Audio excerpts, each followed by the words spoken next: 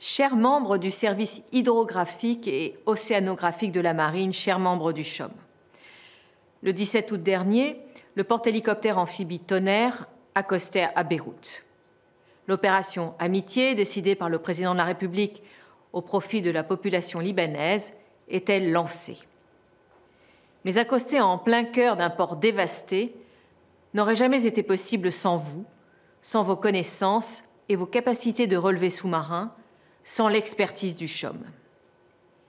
Depuis 300 ans, vous arpentez les mers et les océans. Vous permettez aux marins de naviguer en sécurité, vous garantissez à notre marine la supériorité opérationnelle et vous faites avancer les connaissances scientifiques.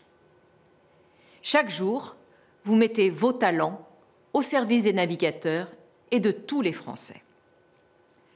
Ces talents que vous cultivez, ce sont ceux de l'hydrographie et de l'océanographie, deux disciplines clés pour notre défense. Elles permettent aux marins de connaître l'environnement dans lequel ils évoluent, notamment à l'heure du changement climatique.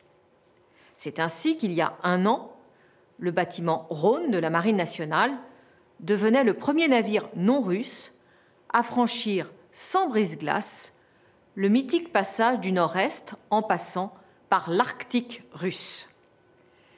Cette prouesse, vous l'avez rendue possible par votre excellence technique et votre passion du métier. Vous avez ainsi porté la voix de la France sur la scène internationale. Aujourd'hui, de nouveaux défis émergent en mer et sous les mers. Ces nouveaux enjeux, vous devez avoir les moyens de les affronter. Et c'est pourquoi le ministère des Armées a engagé un renouveau de ses capacités. Et vous bénéficierez de nouveaux équipements modernes, notamment des drones, qui permettront d'augmenter la capacité de recueil de données ainsi que leur traitement. Grâce à vous, nous bâtissons l'avenir, un avenir de défis et de progrès pour la science. Alors, merci. La France peut être fière du service hydrographique et océanographique de la Marine. Il est parmi les meilleurs du monde.